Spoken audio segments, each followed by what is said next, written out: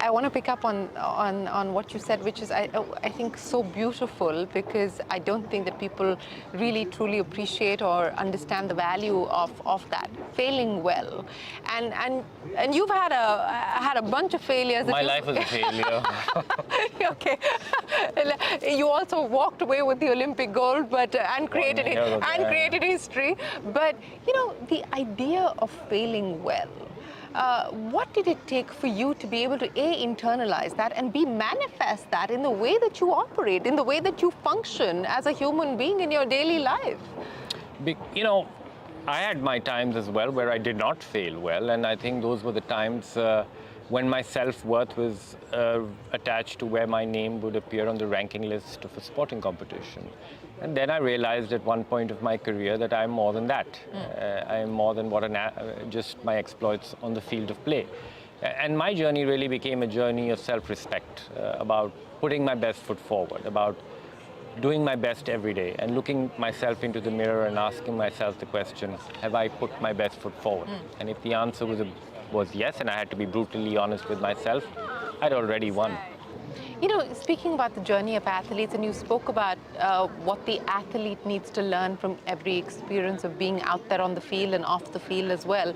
But let's talk about the reforms, because in the case of Vinesh, there's a lot of now clamor, call for a review as far as the rules are concerned, especially when athletes are competing at this stage in consecutive matches, and what kind of allowances should be made, what degree of flexibility should be provided. I mean, how do you look at the reforms perhaps that are necessary from an athlete's perspective? Well, I'm not an expert in wrestling, so I don't know the rules so well, but I had the opportunity to discuss it with many stakeholders here, and from their perspective, they put these rules out with a certain thought.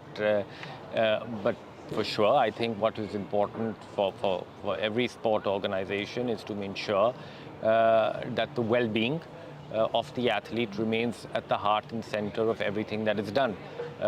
According to them, these rules have been put out with that thought in mind. So while I'm not an expert in the sport, I think from my perspective, the most important thing is the well-being and welfare of athletes. And I think I'm sure there will be a time when the world body would review and process what has happened, and if there are ways to improve regulations, then I'm sure that they would certainly. But do you believe that there is a need for that? I mean, I'm not talking about this specifically, but in general, given what you were talking about, the toll that it takes on the athlete's mental well-being and mental health, physical health as well, especially when you're competing in consecutive matches. I mean, it's unimaginable to me to imagine that someone who's going to be competing possibly for an Olympic gold spends the night before in a sweatsuit trying to shed excess weight. I mean, in weight-sensitive sports and weight categories, I mean, that is what they go through. That's what they go through. Weight management becomes a very, very critical aspect of it, and I think what the world body should try and do, and I think they are already doing that, is that athletes should compete in their natural weight category. Right. I think that would ensure a more level playing field. It would ensure a more safety for the health aspects of the athletes. A lot of athletes, maybe of a higher natural weight, and then they try and cut down weight, and that to be able to get a ticket maybe giving them a competitive edge as well. So I think that type perhaps needs to be looked at more carefully on how does one ensure a fairer balance which keeps the athletes' health and well-being at the foremost. We're talking about mental health, and I know that you do a lot of work with the IOC, with the Athletes Commission, to focus on that. And outside of sport, I mean, building resilience and building mental, emotional resilience, I think, is a key today. And people are grasping with how they deal with that. How do you cope with that? I mean, how do you deal with the need for instant gratification, which is the culture that we've gotten used to in an era of YouTube Shorts and Instagram Reels. I mean, as someone who's working in this space, what has been your big learning, and what do you think we need to focus on? Well, I think from an IOC Athletes Commission perspective and from the larger IOC's perspective, we've done a lot of work on mental health. For the first time ever at the Games, there is a space which has been created, which is called the Mind Zone. It is in the Olympic Village. It is on the first floor of the fitness center is on the ground floor, and the Mind Zone is on the second floor, to give a message that your mental well-being is equally important. And it's been a massive success. It's this quiet area for athletes to be able to disconnect a little bit. We have things like VR meditation, we have breathing techniques available for athletes to follow, and creative things like arts and culture.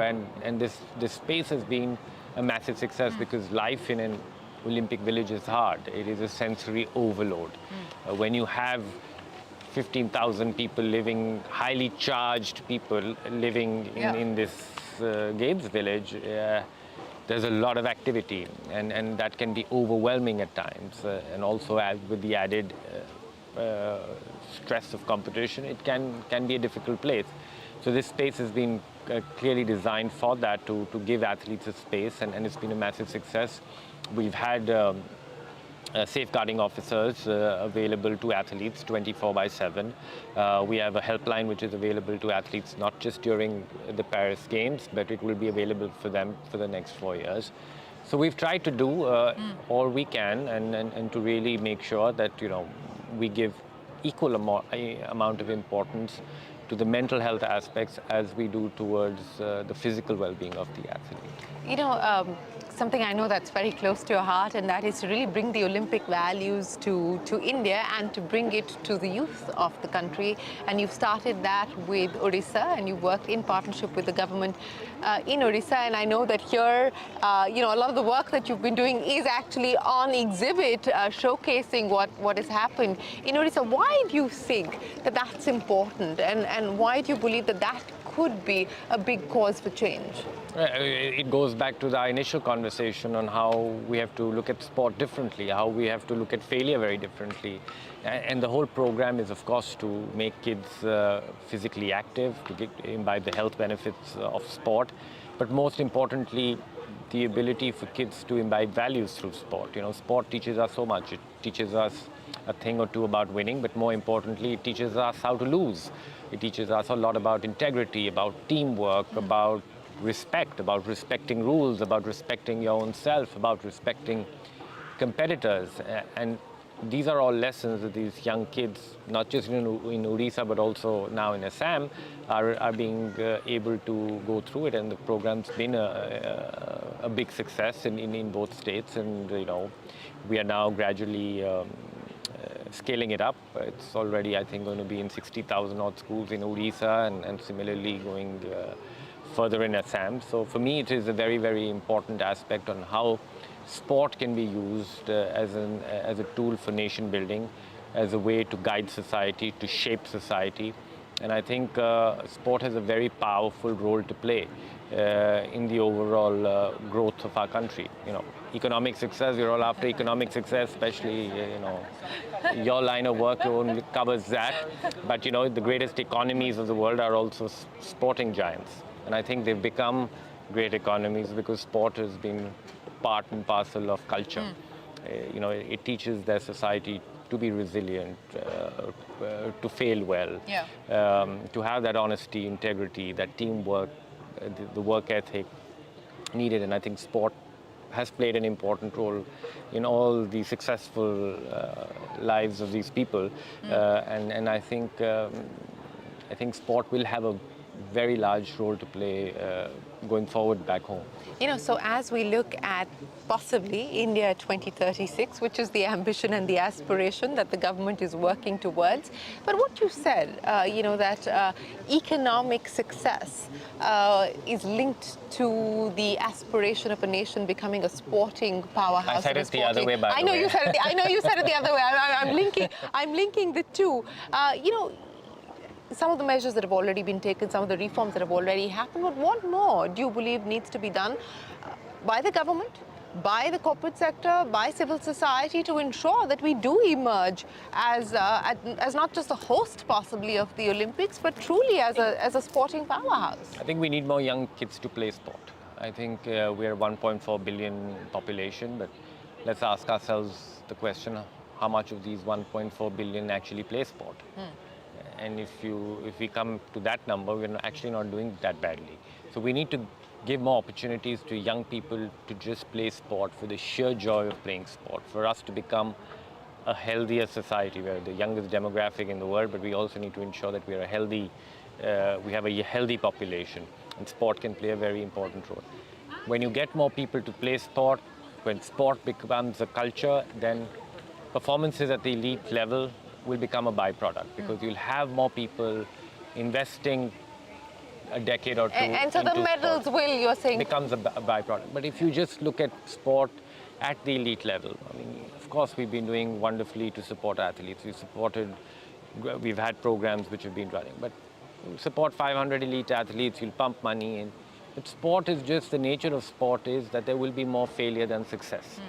And I think that playing population needs to increase. And I think the government has started initiatives, and I think there needs to be a long-term focus, because here you will not get any instant gratification.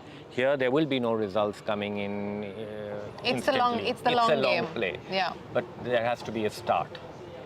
So before we end, the good news that's coming in, at least as far as the hockey match is concerned, that India has now bagged itself a medal, the bronze.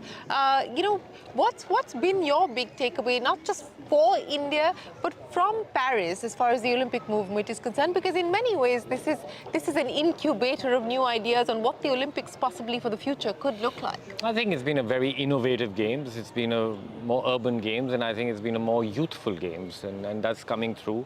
And I think the people have really, really enjoyed it. I've been to so many events, and just the enthusiasm of the people has just been incredible, and that's just been such a joy to watch. Breakdance, would you have liked to compete in that category? I was never a talented athlete, so I'll pass on that one, but it's a great joy to watch them. It certainly is a great joy. Abhinav, thanks so much. We wish you the very best of luck with everything that you're doing, and thank you so much for spending time with us here. Well, with that, it is time for us to wrap up the Paris Diaries here on CNBC-TV18. Many thanks for watching. We'll take a break and come back with a lot more.